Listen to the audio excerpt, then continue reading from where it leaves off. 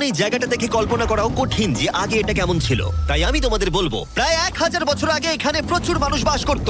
তখন জায়গাটা এরকমই ছিল। একসময় এখানে এরকমই রাস্তা ছিল, প্রায় সব জায়গাতেই মন্দির ছিল। শহরটা ছিল উন্নত, কিন্তু ভেতরে গেলে অসাধারণ শিল্পকর্ম দেখা যাবে, ঠিক এই রকম। অনেক বড় জায়গা। এটা অবিশ্বাস্য। এই ভিডিওগুলোর প্রিয় অংশ হচ্ছে যখন আমরা প্রাচীন চিত্রগুলোকে জীবন্ত করে তুলি, আর তাই ওরা কি বোঝাতে চেয়েছে আমরা বুঝতে চেষ্টা করব। কিন্তু দারুণ। এই ছবিতে মায়ানদের 2500 বছর আগের সমাজ চিত্র কেমন ছিল দেখা যাচ্ছে। এটা অসাধারণ। নোলান ভেবেছিল ওটা একটা লামা, এটা নিয়ে আমরা পরে কথা বলবো। নোলান, তুমি ওটাকে লামা দেখো ভেবেছিলে? আমি ভেবেছিলাম যে এটা চোখ, এটা মুখ, আর ওটা না পা। মানে আমি তো ভাবতাম তুমি বেশ বুদ্ধিমান। নোলানের সাথে মজা করার পরে নোলান তারিখকে প্রতিদান দিল একটা মাকড়সা দিয়ে। শুধু তারই কি? পালাও পালাও পালাও, এখানে একটা মাকড়সা, ও, পালাও। তারিখ মনে হয় পালাবে। আমার বন্ধুরা অদ্ভুত ভাবে মজা করে, কিন্তু মায়ানরা আরো অদ্ভুত ছিল। আমরা দাঁড়িয়ে আছি একটা বল কোর্টে, যেটা 2000 বছর আগে ব্যবহৃত হতো। এখানেই প্রথম দলগত খেলায় বল ব্যবহার করা হতো, আমরা যতদূর জানি এবং পরাজিত দলের অধিনায়কের মাথা কাটা যেত। হ্যাঁ, মায়ানদের ইতিহাস খুবই ভয়ঙ্কর ছিল। ওয়াও, এটা বিশাল। হ্যাঁ খুবই সুন্দর। এরকম মন্দির এখন কেন বানানো হয় না? প্রায় 2000 বছর আগে রাজা এবং রানী এখানে থাকতো, কিন্তু 2500 বছর আগে এখানটা এরকম দেখতে ছিল। প্রচুর মানুষ এখানে এসে জড়ো হতো, এমনকি ঘন্টার পর ঘন্টা অপেক্ষা করত শুধু একবার রাজাকে দেখবে বলে।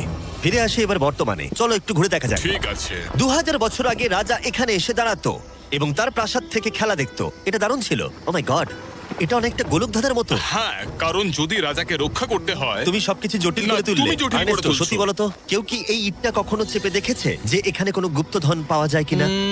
আমার তো মনে হয় এটা কেউ করেনি। এটা একবার দেখবো।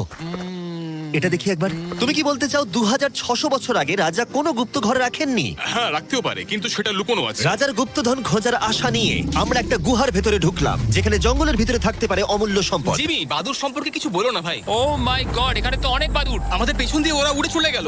আসলে মায়ানরা মনে করতো এটা পৃথিবীর একটা মনস্টারের মুখ। আমাদের মাথার উপরটা একবার দেখো, আমাদেরকে বাদুর ঘিরে ধরেছে। প্রায় 1000টা বাদুড় মাথার উপর উঠছে। ভাই এটা বাদুরদের ঝড়। যদি কোনো মায়ানদের গুপ্তধন থেকেও থাকে তাহলে বাদুড়ের পটির নিচে। পটির নিচে। আমার মনে হয় আমরা গুপ্তধন পেয়ে গেছি, চলে এবার যাওয়া যাক। এখানে প্রচুর বাদুর আছে, তাই আমি চাই তুমি তাড়াতাড়ি এগো।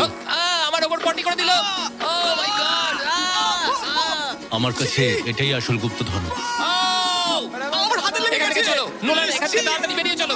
এখানে থাকার কোনো মানেই হয় না, এখানে কোনো গুপ্তধন নেই। এখন একটা মন্দির বাকি আছে যেখানে গুপ্তধন থাকতে পারে, আর যেহেতু অন্ধকার হয়ে এসেছিল, ছেলেরা মশাল জ্বালিয়ে নাও। চলো পরের অ্যাডভেঞ্চারে। যদি পরের প্রাচীন মন্দিরে ঢোকার আগে মশালগুলো নিভে যায় তাহলে আমি খুব দুঃখ পাবো। মন্দির মন্দির মন্দির, শুধু মশালের আলোতে চারিদিকটা মায়াবী লাগছে। দেখা যাক এবার আমাদের জন্য কি অপেক্ষা করে আছে।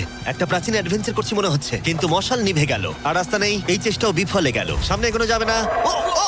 ও মাই গড, ওটা কি ছিল? মনে হচ্ছে যেন একটা বাদুড়। দাঁড়াও, একটা বাদুড় নাকি জাগুয়ার? এই ভিডিওটা তো ভয়ঙ্কর হয়ে উঠছে কেন? আজকে রাতটা ভালো করে ঘুমিও, কারণ সকালে একটা বড় সারপ্রাইজ আছে। আমার মনে হয় তোমরা ভেবেছিলে এই ভিডিওর গোটাটাই আমরা মন্দির আর শহর ঘুরে দেখবো, তাই তো? হ্যাঁ তা ঠিক। হেলিকপ্টারটা ফেরাও।